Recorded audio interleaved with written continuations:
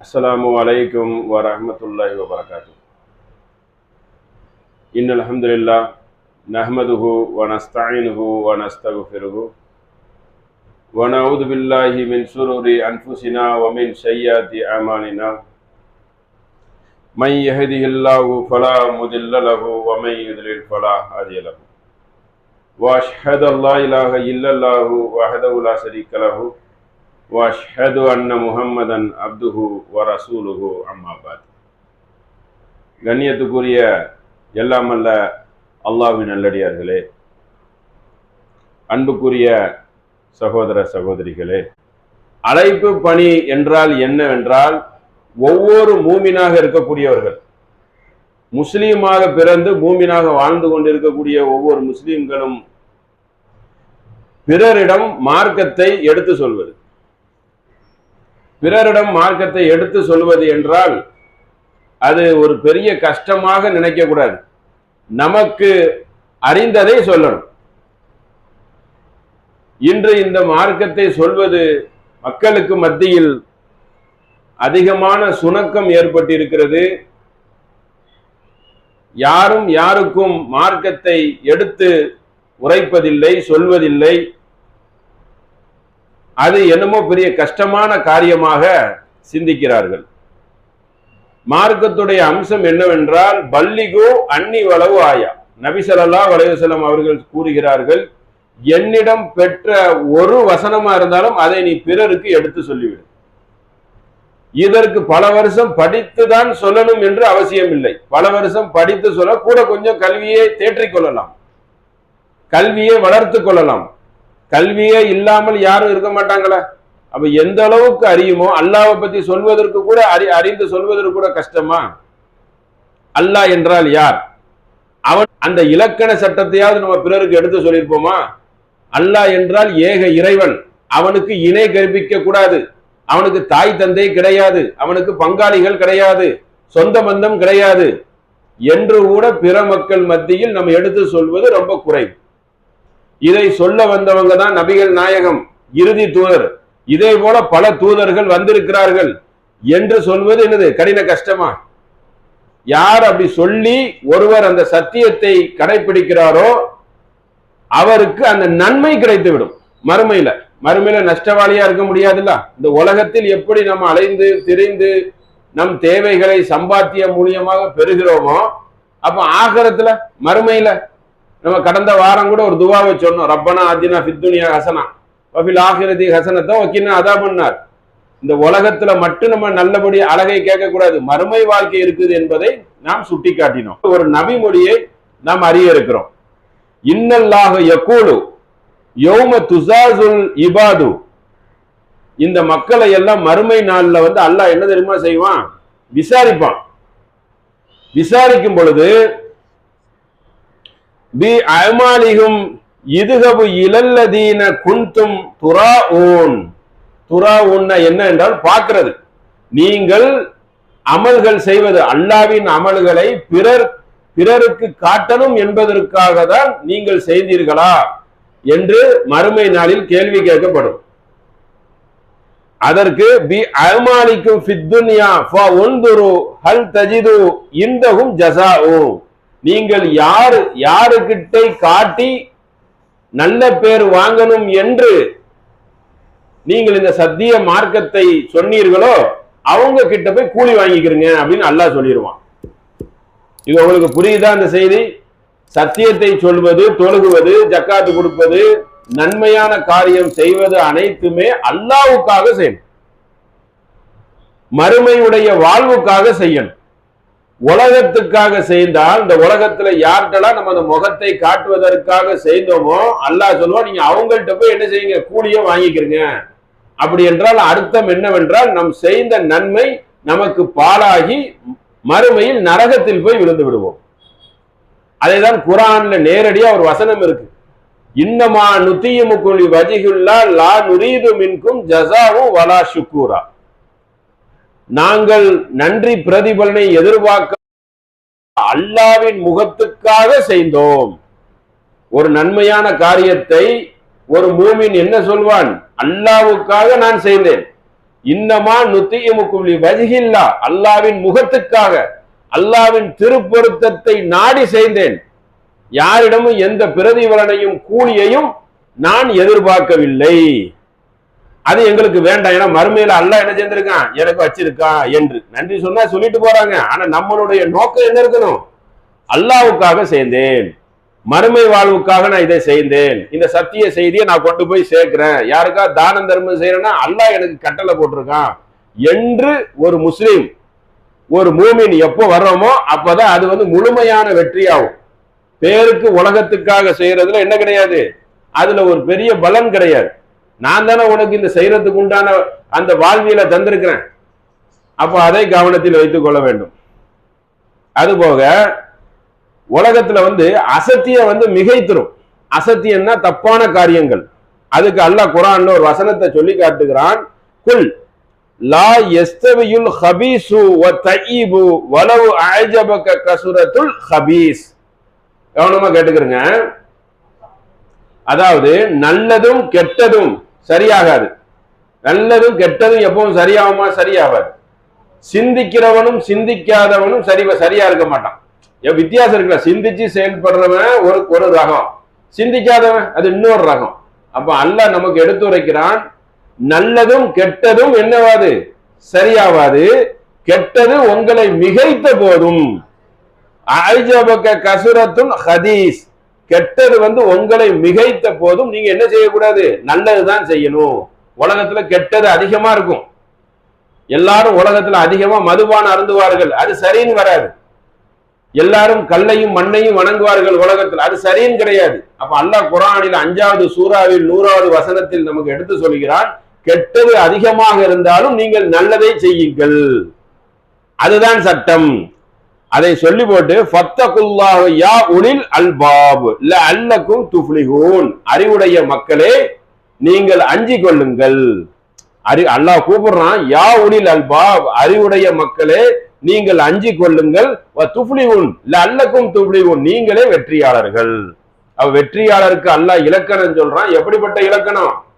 கெட்டது எல்லாம் மிகைத்து நிற்கும், அதை கண்டு நீ கெட்டது பக்கம் சாஞ்சிராத, நல்லதை திடமா செய்யி, கெட்டதை எதிர்த்து நின்னு என்று அல்லாஹ் நமக்கு ஒரு விளக்கத்தை சொல்கிறான். அதுபோக வமன்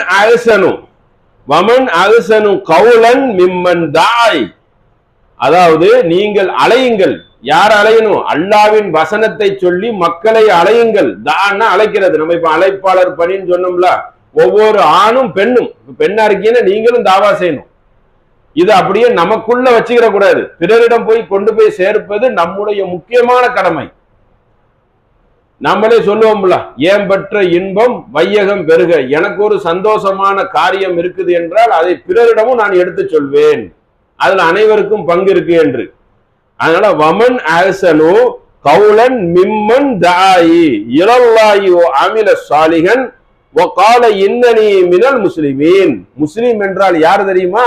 அல்லாஹ் இலக்கணத்தை நமக்கு கற்றுத்தரான் பாருங்க. முஸ்லிம் என்றால் நீங்கள் அல்லாவை நோக்கி நல்ல செய்தியை நல்லறம் செய்து நான் முஸ்லிம் என்று கூறியவனை விட அழகிய சொல்லை கூறியவன் யார் என்று அல்லாஹ் கேள்வி எழுப்புறான். அதாவது இந்த சத்தியத்தை பொறுத்த வரைக்கும் அல்லாஹ் நம்ம கிட்ட தான் தள்ளி இருக்கான், பிறர்கிட்ட கொண்டு போய் ஒப்படைக்கிறதை. சத்திய சகாபாக்கள் இந்த சத்திய செய்தியை கொண்டு நம்ம அனைவருக்கும் அந்த காலத்தில், அந்த ஆளனா நபிகள் நாயகம் காலத்துக்கு அப்புறம் சத்திய செய்தியை கொண்டு சொல்லவில்லை என்றால் இன்னைக்கு சத்திய செய்தி நமக்கு கிடைச்சிருக்குமா? நாம முஸ்லீமா இருந்திருப்போமா? சிந்தித்து பார்க்கணும். அவர்களுக்கு தமிழ் தெரியாது, ஆனால் செயல்ல வாழ்ந்து காட்டினாங்க. ஒவ்வொன்றையும் நாணயத்தை கடைபிடித்தார்கள். அந்த வணக்கத்தையும் அந்த நாணயத்தையும் பார்த்து பிற மக்கள் எல்லாம் இஸ்லாத்தில் கூட்டம் கூட்டமாக இணைந்தார்கள். இன்னைக்கு ஒரு முஸ்லீமாக வாழ்வதே கேள்விக்குறியா இருக்கு. அவனுக்கே அந்த வாழ்க்கை தெரியல. ஏதோ பள்ளிக்கு வர்றாங்க, அது ஒண்ணுதான் வச்சிருக்கிறாங்க. அவங்க குடும்பத்தை பார்க்கறது எனக்கு நேரம் சரியா இருக்குது என்று சொல்ற அளவுக்கு தான் மனித நிலை இருக்கிறது. ஒரு தியாக அர்ப்பணிப்பு எல்லாம் செத்து போய் கிடக்கிறது. தியாகம் என்றால் என்ன என்று கேட்பார்கள். நான் என் குடும்பத்துக்கு செய்யறேன்னா அதுவே பெரிய தியாகம் சொல்லிடுவான் போல இருக்கு. வேலைகள், அவனுடைய பொருளாதாரங்கள், அவர்களுடைய சொந்த வாழ்வியலை பார்ப்பதே அவர்கள் பெரிய விஷயமாக பேசுகிறார்கள். சமுதாய சேவை எங்கேருந்து வரும்? தியாக அர்ப்பணிப்பு எங்கேருந்து வரும்?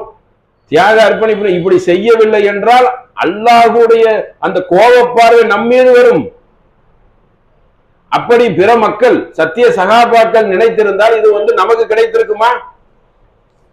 இப்படியே எல்லாரும் நினைத்தால் பிறருக்கு உதவி கிடைத்திருக்குமா என்பதை கவனத்தில் வைத்துக் கொள்ள வேண்டும். அப்ப எப்படிப்பட்ட வார்த்தையை அல்லாஹ் சொல்லி காட்டுறான்? இந்த அழகிய சொல்லை, சத்திய சொல்லை சொல்லி அதில் நிற்கிறானே அவன்தான் முஸ்லீம், அழகிய சொல்லுக்குரியவன் என்று அல்லாஹ் என்ன செய்றான்? நமக்கு எடுத்துரைக்கிறான். 41வது சூறால 33, 34, 35 என்ற இதுல நம்ம பார்க்கிறோம். அடுத்த ஒரு செய்தி அல்லாஹ் நமக்கு ஃபமன், அல்லாஹ் கல்வி நாடிவிட்டால் ஒருவனுக்கு கல்வியையும் அவனுக்கு ஒரு நன்மையை நாடிவிட்டால் அல்லாஹ் என்ன தெரியுமா செய்கிறான்? ஃபமன் ஃபமை யுரீதுல்லாஹு ஐ யஹ்திஹு யஸ்ரஹு ஸத்ரஹு லில் இஸ்லாம். ஒருவனுக்கு அல்லாஹ் நேர்வழி காட்ட நாடினால் அவனது உள்ளத்தை இஸ்லாத்திற்காக என்ன செய்கிறான் என்றால் விரிவடைய செய்கிறான், விரிவாக்குறான். ஒடுக்கமா இறுக்கமா இருக்காரு, விரிவாக்குறான். நல்லபடியா இன்னும் சொல்லட்டும் சொல்லி அவன் ஞானத்தை அதிகமாக்குறான். ஞானத்தை அதிகமாக்கினால்தான் அவன் பிறர்கிட்ட சொல்ல முடியும். அப்போ ஒருத்தருக்கு அல்லாஹ் கல்வியை நாடிட்டால் என்ன செய்கிறான்? யஸ்ரஹு ஸத்ரஹு லில் இஸ்லாம், இஸ்லாத்திற்காக அவன் உள்ளத்தை விரிவடைய செய்கிறான் என்று அல்லாஹ் அந்த கல்வியை நோக்கி போகக்கூடியவனுக்கு அல்லாஹ் ஒரு நர்மாலயம் சொல்றான் பாருங்க. கைவிட்டு விட மாட்டான் அல்லாஹ்.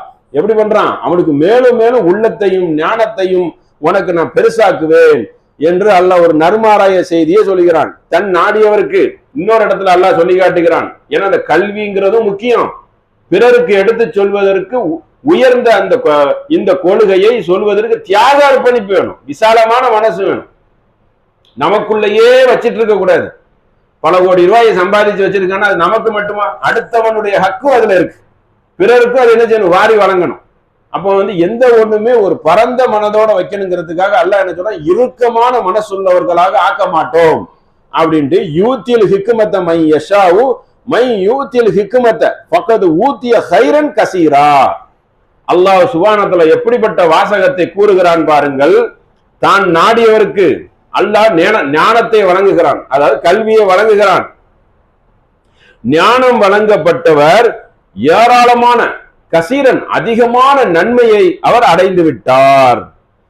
ஹைரன் கசீரா, நிறைய நன்மை அவர் அடைஞ்சிட்டார். ஏன்னா ஞானம் அல்லாஹ்வுடைய நன்மையும் சம்பாதிச்சுக்கிடுவாரு. உலகத்துல எப்படி நடக்கணுங்கிறதும் அவருக்கு தெரிந்துவிடும். அவர் சகிப்பு தன்மையோட நடப்பாரு.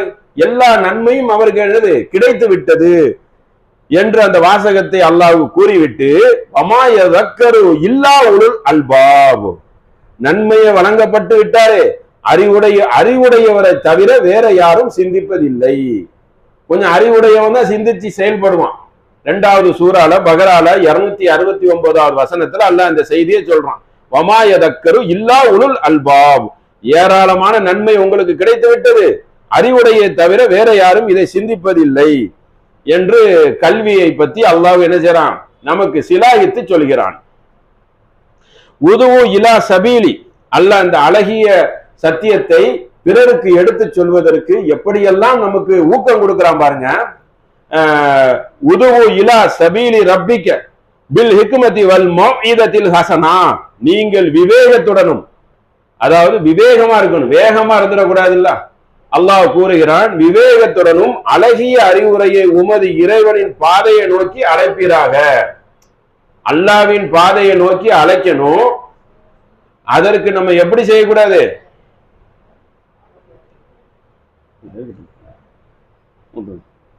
அப்போ இதோடைய செய்தி என்னன்னு கேட்டனா, அல்லாஹ்வுடைய வாசகத்தை நோக்கி நம்ம அழைக்கணும். எப்படி? விவேகத்துடன் அழைக்கணும். விவேகம், அறிவுடையவர்களே நீங்கள் அல்லாஹ்வை நீங்கள் அழையுங்கள். அதாவது அல்லாஹ்வின் சொற்களை, இந்த சத்திய பாதையை நோக்கி மக்களை அழையுங்கள். அழைக்கும் பொழுது எப்படி அழைக்கணுமா? எப்படிப்பட்ட வார்த்தை? சபீலி ரப்பிக்க பில் ஹிக்மதி வ மௌஇதத்தில் ஹசனா, அழகிய சொற்களை கொண்டு நீங்கள் அழையுங்கள், விவாதம் புரியுங்கள், அல்லாஹ்வின் பாதையை நோக்கி அழையுங்கள். அத விவாதம் செய்யணும், அழைப்பு பணி செய்யணும், அதை அழகிய சொற்களோட செய்யணும் என்று அல்லாஹ் நமக்கு என்ன செய்றான்? கட்டளையாவே சொல்லுகிறான். 16வது சூறாவில் 125வது வசனம். இன்ன ரப்பகஹும் அலமு பிமன் தல்ல அன் சபீலிஹி, வழிகட்டவர்கள் யாரு, நேர்வழி அடைந்தவர்கள் யாருங்கிறது அல்லாஹ் அறிவான். நான் தான் தெரியும், நீங்க கவலைப்படாதீங்க. உங்களுக்கு அந்த டியூட்டி கொடுக்கப்படல. நீங்கள் சத்தியத்தை மட்டும் என்ன செய்யணும், தெளிவான முறையில் எடுத்துரைப்பது மட்டும்தான் உங்களுடைய வேலை. அப்ப அழைப்பு பணியில அல்லாஹ்வே நமக்கு என்ன செய்யறான், கட்டளையே சொல்கிறான். உங்களிடம் நம்மளே ஒரு உம்மத்து, நம்மளே உம்மத்தா இருக்கிறோம். அல்லாஹ் எப்படி கூறுகிறான் என்றால், வல் தக்குன் மின்கும், உங்களில் மின்கும் உம்மத்தன் எதுவுன, சத்தியத்தை அழைப்பதற்காக, மக்களை அழைத்து இந்த பாதையை நோக்கி அழைப்பதற்காக உங்களிடம் ஒரு கூட்டம் இருக்கணும், ஒரு கட்டமைப்பு இருக்கணும். உம்மத்து, கூட்டம், கட்டமைப்பு, எப்படி வேணாலும் அந்த வார்த்தையை நீங்க ஒரு குரூப்பா இருக்கணுங்கிறான்ல. ஏன்னா தனியார் என்ன ஆகும், ஒரு சத்தியத்தை சொல்ல முடியாது. ஒரு குறிப்பிட்ட ஒரு இடத்தோட நின்றுடும். அது எல்லா இடத்துக்கும் கடந்து செல்லணும் என்றால் ஒரு கூட்டமைப்பா இருந்தாதான் மற்ற மக்களுக்கு சொல்ல முடியும். இல்லைன்னா ஒரு முக்கு சந்தோட முடிஞ்சுவிடும். அப்ப இலல் ஹைரி எப்படி சொல்லணுமா, அனில் முன்கர், ரெண்டு டியூட்டி அல்லாஹ் கொடுக்குறான். நம்ம அதிகமா கேட்ட வசனம், நன்மையை ஏவனும் தீமையை தடுக்கணும். யாரு மேல, நம்ம மேல அல்லாஹ் கடமையாக்குறான். நன்மையை ஏவி தீமையை தடு, அதற்கு ஒரு கூட்டத்தை, ஒரு கட்டமைப்பை வச்சுக்கோ என்று 3வது சூறால அல்லாஹ் என்ன செய்யறான், 104வது வசனம் அதை சொல்லிவிட்டு ஒரு செய்தியை அல்லாஹ் கூடவே சேர்த்து ஜாயிண்ட் பண்றான். அவர்கள் தான் வெற்றியாளர்கள். அவங்கள்ட்ட தான் வெற்றியுடைய அந்த சாவி, அந்த சூத்திரம் இருக்கு, அந்த துறப்பு இருக்குது. அதை கவனத்தில் வைத்துக் கொள்ள வேண்டும். அப்ப சத்தியத்தையும் சொல்லணும், அதுக்கு ஒரு கட்டமைப்பு இருக்கணும், அவங்களோட இணைந்தும் சொல்லணும். தனியே நின்று எப்படி சொல்ல முடியும், தனியே நின்று ஒரு குறிப்பிட்ட இடத்தோட அது முடங்கிடும். அது ரொம்ப இடத்துக்கு என்ன செய்ய முடியாது, கொண்டு போக முடியாது. அது இல்லாம சமுதாயத்தில் நமக்கு ஒரு சிறந்த ஒரு இதை அல்லாஹ் கொடுத்துருக்கான். எப்படி என்றால், கடந்த காலங்கள்ல நம்ம சமுதாயத்துல என்ன செய்வாங்கன்னா, நல்லதை மட்டும்தான் சொல்லுவாங்க. நல்லதுன்னா என்னது, தொழுகை, நோன்பு. இந்த தொழுகை, நோன்பு, ஜக்காத்து, இதோட ஒரு சடங்கு மாதிரி நம்ம வச்சுக்கிறோம். அப்ப இஸ்லாம்ங்கிறது பறந்து விரிந்த மார்க்கம். எப்படி, அவ்வளவு சட்டங்களை சொல்லும். மனித சேவையா இஸ்லாம், பிறருக்கு சேவை செய்வதிலும் தியாக அர்ப்பணிப்பு செய்யறதிலும் இஸ்லாம், அநியாயக்காரர்கள் குற்றம் செய்தால் அதற்குண்டான சட்டம் இஸ்லாம், கடவுள் ஒருவன் என்பதில் ஆணித்தனமாக அழுத்த திருத்தமாக இருக்கக்கூடிய ஒரு சொல்லை சொல்லக்கூடிய ஒரு மார்க்கம் இஸ்லாம். மற்ற மதங்களில் கூட சொல்லுவாங்க ஒன்றை குலம் ஒருவனே தேவன், ஆனா நிக்க மாட்டாங்க களத்துல. இஸ்லாம் எந்த ஒன்றையும் சொல்லும், அதை பிறருக்காக பாடுபடும், அதில் உறுதியாக நிற்கும். அதனாலதான் அல்லாஹ் நமக்கு ஒரு அந்தஸ்து கொடுக்கிறான் பாருங்க. குன்தும் ஹைரு உம்மத்தன் உஹ்ரிஜத் லின்னாஸ், மனித இனத்திலேயே, மனித கூட்டத்திலே நீங்க சிறந்த சமுதாயம். சிறந்த சமுதாயம், சிறந்த கூட்டங்கிறது பிறப்பின் அடிப்படையில இல்ல, அவங்களுடைய குணாதிசயத்தின் அடிப்படையில அல்லாஹ் கொண்டு வரான். பிறப்பு அடிப்படையில இஸ்லாத்துல கிடையாது, அதான் குற்றமாச்ச. அப்படி பண்ணவும் கூடாது. அல்லாஹ் எந்த மாதிரி வார்த்தையை, வாசகத்தை பயன்படுத்துகிறான் என்று கேளுங்கள். குன்தும் ஹைரு உம்மத்தன் உஹ்ரிஜத் லின்னாஸ் தஅமுரூன பில் மஅரூஃப் வ யன்ஹவுன அனில் முன்கர், நீங்கள் மனித குலத்திற்கு தேர்ந்தெடுக்கப்பட்ட சிறந்த கூட்டம், சமுதாயம். எதனால தெரியுமா, தஅமுரூன பில் மஅரூஃப் வ யன்ஹவுன அனில் முன்கர், நல்லதை ஏவி தீமையை தடுப்பதனால்தான் நீங்கள் சிறந்த சமுதாயம். இந்த ரெண்டையும் நம்ம செய்யலன்னு வச்சுக்கிறீங்களேன், அதுல இருந்து வெளியாயிர வேண்டியதுதான். கிடையாது, அடிச்சு சொல்றேன், நல்லதை ஏவுறதுனால தானே. நல்லதை ஏவுறதோடு நிறுத்திக்கலாமா, தீமையை தடுக்கணும். தீமையை அஞ்சாமல் என்ன செய்யணும், தடுக்கணும். அதனாலதான் நீங்கள் யாரு, சிறந்த சமுதாயம் என்று அல்லாஹ்வும் நமக்கு என்ன செய்யறான், சிறந்த சமுதாயத்துக்கு ஒரு இலக்கணம் கொடுக்கிறான், அதை சிலாகித்து சொல்கிறான். அந்த ஒரு செய்தியை அறிந்து கொள்ளணும். அது போக வ பில்லாஹி வல் யௌமில் ஆஹிரி, அதாவது அல்லாஹ்வை நம்புற இடத்துல கொண்டு அல்லாஹ் எதை சொல்றான் பாருங்க. நீங்க அல்லாஹ்வை நம்பினால், அல்லாஹ்வை இறுதி நாளையும் நம்பக்கூடியவர்களாக நீங்கள் இருந்தால், வ யஅமுரூன பில் மஅரூஃப் வ யன்ஹவுன அனில் முன்கர், நன்மையை ஏவுகிறீர்கள், தீமையை தடுக்குகிறீர். நீங்க அல்லாஹ்வை நம்புற இடத்தில் கொண்டு போய் வைத்து மனித இனத்துக்கு நன்மையை செய்யக்கூடிய செய்தியை இஸ்லாம் எங்க கொண்டு வைக்கிறது பாருங்க. அல்லாஹ்வை நம்புனா நீ தொழுதுட்டு போயிட வேண்டியதுதானே. அல்லாஹ்வை நம்பக்கூடியவர்கள் வணக்கத்தை மட்டும் முடிச்சுட்டு போயிருங்க என்று இஸ்லாம் சொல்ல மாட்டிருக்கு, கட்டளை போட மாட்டிருக்கு. என்ன சொல்றான் அல்லாஹ், நான் தீமை தலைவிரிச்சு ஆடிரும், அது ஒரு நாள் ஒன்னையே அழித்திரும்.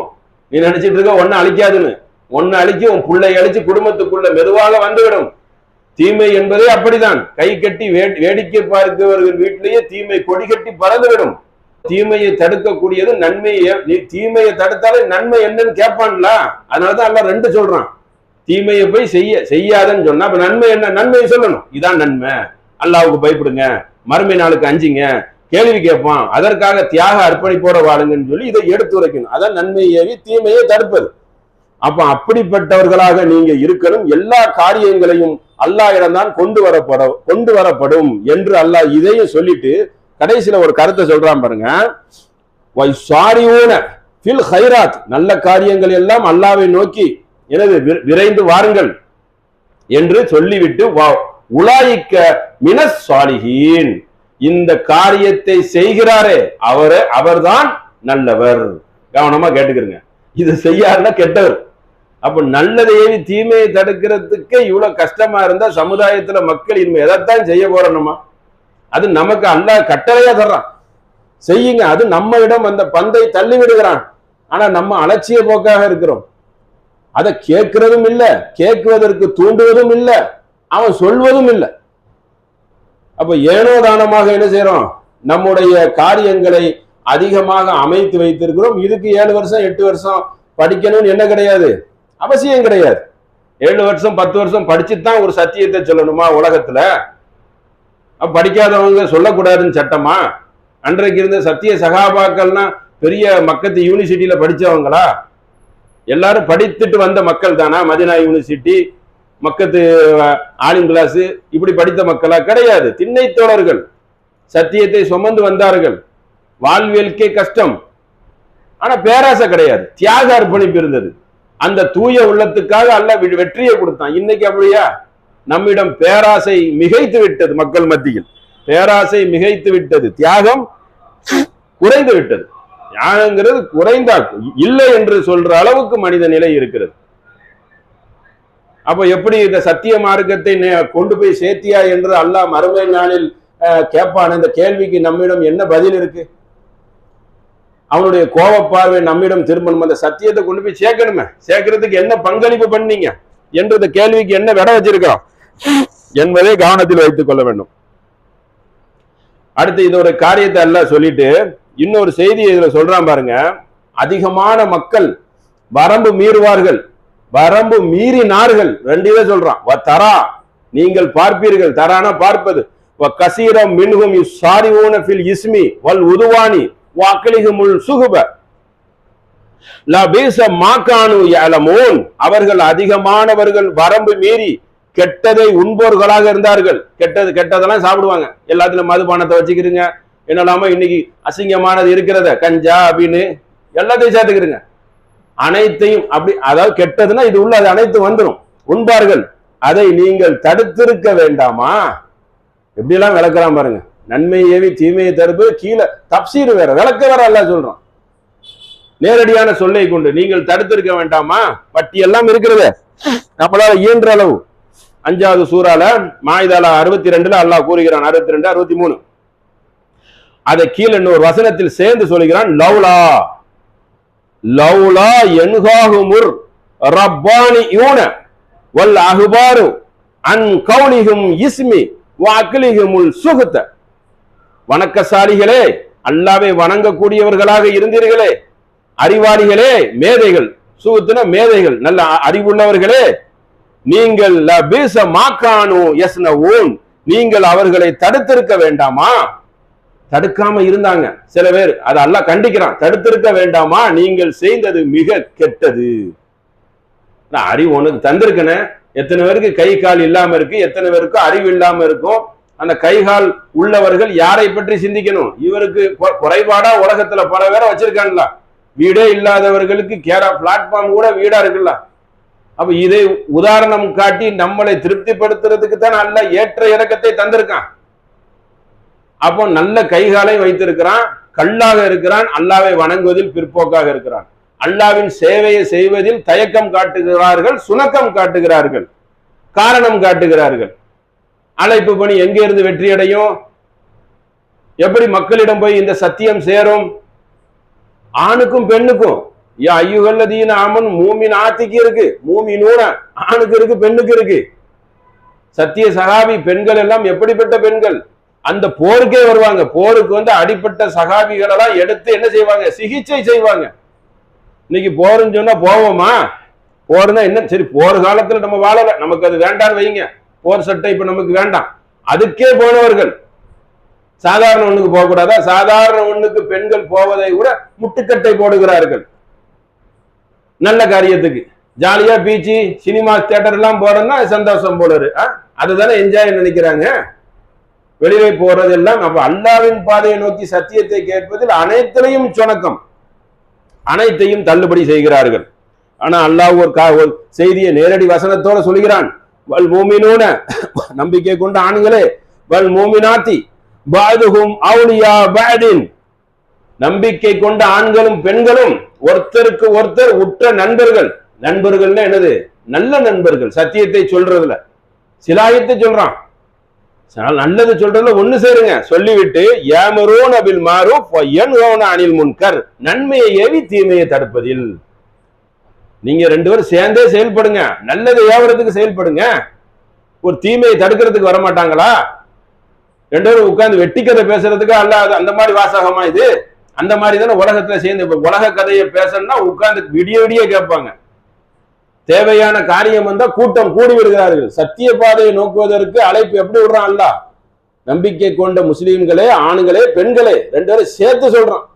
பெண்பாலையும் ஆண்பாலையும் சேர்த்து நீங்க சேர்த்து செயல்படுங்க, நன்மையை ஏவுங்க, நன்மையை ஏவி தீமையை தடுங்கள் என்று கடுமையான சொற்களில் நிறைய இடங்களில் வருது. இதுல சேர்த்து ஆணையும் பெண்ணையும் அல்லாஹ் என்ன செய்யறான்?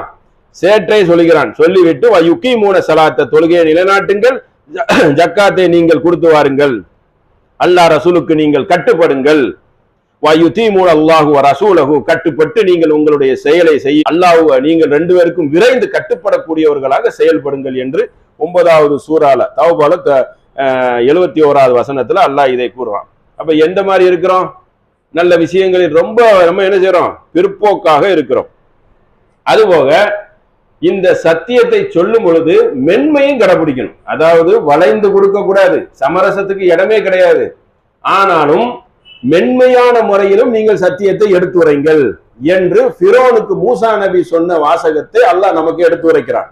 நீங்கள் ஃபிரௌனுடன் செல்லுங்கள், இதுகபு அன்த வஹூக பி ஆயாத்தி வலா தனாசு ஃபி திக்ரா, நீங்கள் ரெண்டு பேரும் சென்று இந்த ஃபிரௌனுக்கு அறிவுரையை சொல்லுங்கள், அல்லாஹ்வை நினைப்பதில் நீங்கள் சோர்வடையாதீர்கள், அல்லாஹ்வை நினைப்பதில் சோர்வடைஞ்சிடாதீங்க. இதுகபு இலா ஃபிரௌன இன்னஹு தகா, அவன் வரம்பு மீறிவிட்டான், அவனிடம் போய் நீங்கள் சொல்லுங்கள், இரண்டு பேர் போங்க. வகூலா லஹு கௌலன் லா யுந்தி லஅல்லஹு யதக்கரு அவ் யக்ஷா, அவனிடம் நீங்கள் மென்மையான சொல்லை சொல்லுங்கள்.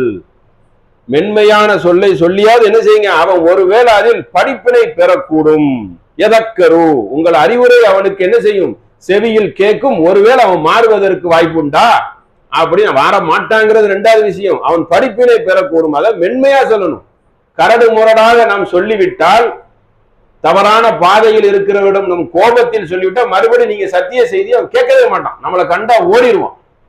ஒரு தர்கா போறவர்கள்ட்ட ஒண்ணு ஒன்னாதான் சொல்ல முடியும். கையில மூட நம்பிக்கை கயிறு கட்டுறவன், பல மூட பழக்கத்துல முஸ்லீம்கள் இருப்பாங்க. நமக்கு ரெண்டு கடமை இருக்கு. முஸ்லீம்களிடமும் நற்செய்தியை சொல்லணும், மாற்று மத மக்களிடமும் கொண்டு போய் சேர்க்கணும். அப்ப ஒருவன் ஒரு கொள்கையில் 100% மூழ்கி இருப்பான், அவன் ஒண்ணு ஒன்னாதான் வருவான். சொன்ன மொத்தமா ஒரே நாள்ல என்ன செஞ்சிட மாட்டார்கள், திருந்தி விடுவதற்கு வாய்ப்பே கிடையாது. அப்ப 1 by 1 தான் ஒரு நாள் முக்கியமான அவங்களிடம் இருக்கக்கூடிய குறைகளை பார்த்து, மைனஸை பார்த்து ஒண்ணு ஒன்னாதான் என்ன செய்யணும், வென்றெடுப்பதற்கு நாம் ஆசையும் படணும். அதை நோக்கித்தான் நம்ம விரைந்து போகணும். ஒரே நாளில் வந்து நான் திருந்தி விட்டேன், 100% நான் அறிவை அடைந்து விட்டேன் என்று கண்டிப்பாக சொல்லவும் முடியாது, அவன் வெற்றி அடையவும் முடியாது. நம்ம குர்ஆனுடைய அறிவுரையே படிப்படியாதான், எல்லாத்தையும் கொஞ்சம் கொஞ்சமா தான். ஏன்னா மனிதனுடைய சைக்காலஜி அப்படிதான், கல்வியும் அப்படிதான். அப்ப எந்த ஒண்ணு ஒரே நாள்ல மிரட்டியோ அச்சுறுத்தியோ கோப வார்த்தையை காட்டியோ சத்தியத்தை நிலைநாட்ட முடியாது.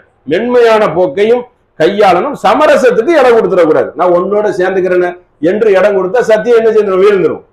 அதுல கவனத்துல இருக்கணும். நம்ம வளையாம என்ன செய்யணும், குருதி வரைக்கும் பாடுபடக்கூடிய மக்களா நம்ம இருக்கணும். அது இன்னும் ஒரு வசனத்தை அல்லாஹ் சொல்றான், இந்த பாக்கியமான வேதத்தை கிதாபும் அன்சல்நாஹு இலைக்க முபாரக்குன், லியதப்பரு ஆயாத்திஹி வலியதக்கரு உலுல் அல்பாப். இந்த வேதத்தை சிந்திச்சு தான் நம்ம செய்யணும். இந்த வேதத்தை அல்லாஹ் நான் எப்படி உங்களுக்கு தந்திருக்கிறேன் என்றால் இது முபாரக்கு பாக்கியமான வேதம். இதன் வசனங்களை நீங்க சிந்திக்கிறதுக்கு தான் தந்திருக்கேன். சிந்திச்சு அறிவுரை பெறுபவர் உண்டா, படிப்பினை பெறுபவர் உண்டா, அதுதான் உமக்கு நான் அருள் இருக்கிறோம். எப்படி எல்லாம் சொல்றான் அல்லாஹ் ரப்புல் ஆலமீன், லியதக்கரு ஆயாத்துஹு லியதக்கரு உலுல் அல்பாப். அல்பாப்னால அறிவாளி, தக்கருனா சிந்திக்கிறது. அடுத்தடுத்து போறான், சிந்திக்க மாட்டீர்களா, சிந்தித்து செயல்பட மாட்டீர்களா என்று குர்ஆனுடைய சொல்லை சிலாகித்து அந்த வார்த்தைகளை பாருங்க. ஏன்னா இணை வைக்காத வார்த்தை, கடவுளுக்கு இணை வைப்பது தானே உச்சம். அப்ப இப்படிப்பட்ட ஒரு கலப்படம் இல்லாத சொற்கள், உலகத்துல எந்த பொருள் எடுத்தாலும் கலப்படம் இருக்கும், கலப்படத்திலே கலந்து இருக்கிறாங்க, அதிகமா தான் இருக்கும். ஆனா சத்திய கொள்கையில அல்லாஹ் என்ன சொல்றான், ஹனீஃபுன் முஸ்லிமீன், இது கலப்படம் இல்லாத மார்க்கம். கலப்படம் இல்லாத அல்லாஹ் விட்டு போட்டு கல்லையோ மண்ணையோ இணை வைக்கிறது வணங்கிடக்கூடாது. இதுதான் அடிப்படை சட்டம். இதை விலக்கி சொல்றதா நபிமார்கள் வந்தாங்க, அதுக்கப்புறம் தான் அடுத்த சட்டம். அப்ப ஃபர்ஸ்ட் இதுல இருந்துதான் ஆரம்பிக்கணும். அதை வணங்கக்கூடிய மக்களாக இருந்தால் நீங்க அடுத்தடுத்து நம்ம என்ன செய்யணும், சத்திய பாதையை ஒருத்தவங்க கல்யாணம் பண்றான்னா எப்ப வரதட்சணை வாங்காத, ஆடம்பர திருமணம் பண்ணாத, அந்த தாவாவை நம்ம எடுத்து வைக்கணும்ல. இதை எடுத்து இதற்கு முன்னால் சென்றவர்கள் வச்சிருந்தாங்கன்னா இன்னைக்கு வரதட்சணை திருமணம் கை மீறி போயிருக்குமா? எத்தனை பள்ளிவாசல் இருக்கிற நிர்வாகிகள் வந்து நான் உனக்கு தப்தர் தரமாட்டேன், நீ வந்து வரதட்சணை திருமணம் வந்து பண்ணக்கூடாதுன்னு சொல்லி அன்னைக்கு அவங்க வந்து இதை கடுமையான போக்கை கொண்டு தடுத்திருந்தால் என்ன செய்திருக்கும், வரதட்சணை திருமணம் பறந்து போயிருக்கும். அதை விட்டு விட்ட காரணத்தினால இன்னைக்கு தலைக்கு மேல வெள்ளம் வந்துட்டுல, தடுத்து நிறுத்த முடியுமா? 80% 70% அதான் இருக்கு, கூட கூட வைக்கலாம். அப்போ வந்து என்ன செய்துட்டோம், தீமையை தடுப்பதற்கு அவங்களோட சேர்ந்துகிட்டோம். பைசா கிடைக்குதா, லாபம் கிடைக்குதா, நம்ம வளைந்து கொடுக்கலாம் என்று என்ன செய்துட்டார்கள், அறிவுள்ள மக்களும் இந்த நாசக்கார காரியத்தில் விழுந்து விட்டார்கள். அதோடைய காரணம் இன்னைக்கு நம்ம மக்களிடம் சொல்றது நிறைய இருக்கிறது. அப்ப இப்படி அவங்களுடைய மைனஸை பார்த்து என்ன செய்கிற திருமணமா தாவா, ஒரு கஷ்டத்துல உடனே வட்டிங்குவான், அவனுக்கு அதை பத்தி எடுத்து உரைக்க வேண்டியது இருக்கு. அப்போ மூட பழக்க வழக்கங்கள், எனக்கு நல்லதே நடக்க மாட்டிருக்குன்னு சொல்லி ஜோசியம் கேட்க போவான், அதுக்கு எடுத்து உரைக்க வேண்டியது. இப்படி எந்த திசையை நோக்கி ஒருவன் தவறான திசையை நோக்கி போகிறானோ அதை எடுத்து சொல்லி சொல்லி அவனை வென்றெடுக்க வேண்டியது ஒரு முஸ்லிமுடைய கடமை, ஒரு மூமினுடைய கடமை. இந்த கடமையை நம் மீது அல்லாஹ் அந்த பந்தை போட்டிருக்கிறான், நீங்க தான் செய்யணும், அல்லாஹ் வந்து செய்வான். நம்ம சொல்றது மட்டும்தான் நம்ம கடமை, அது உள்ள போய் புகுத்துறது அல்லாஹ்வுடைய வேலை. அல்லாஹ் அந்த மனமாற்றத்தை கொடுத்து விடுவான். அப்படி கொடுக்க போய் தான் பல சகோதரர்கள் வந்திருக்கிறாங்க, உறுதியா இருக்கிறாங்க. அது அல்லாஹ்வுடைய அந்த வேலை. அந்த வேலை நபிமார்களுக்கும் கொடுக்கல, உள்ளத்துல கொண்டு சேர்க்கிறது என்னுடைய டியூட்டி அல்லாஹ் என்று அல்லாஹ் என்ன செய்யறான், அந்த ஒரு உறுதிமொழியையும் நமக்கு தருகிறான். அப்ப எப்படிப்பட்ட மக்களாக இருக்கணும், இந்த சத்தியத்தில் சடையாமல் அசராமல் சொல்லக்கூடிய மக்களாக நாம் இருக்க வேண்டும். அதை கவனத்தில் வைத்து கடைசியாக ஒரு செய்தியை பாருங்க. இம்ரஅத்த நூஹுன் வ இம்ரஅத்த லூத்துன், லூத்துடைய மனைவியும் நூஹுடைய மனைவியும் யாருக்கு முன்னுதாரணம், காஃபிர்களுக்கு முன்னுதாரணம். அப்ப அப்படிப்பட்ட ரெண்டு பேரை சொல்லிட்டு நல்ல ஒரு பெண்மணிக்கு ஒரு முன்னுதாரணத்தை அல்லாஹ் யார சொல்றான், ஃபிரௌனுடைய மனைவியை சொல்றான். ஃபிரௌனுடைய மனைவி எப்படி என்றால் அந்த மூசா நபி கொண்டு வந்த கொள்கையை ஏற்றுக்கொண்டார்கள்.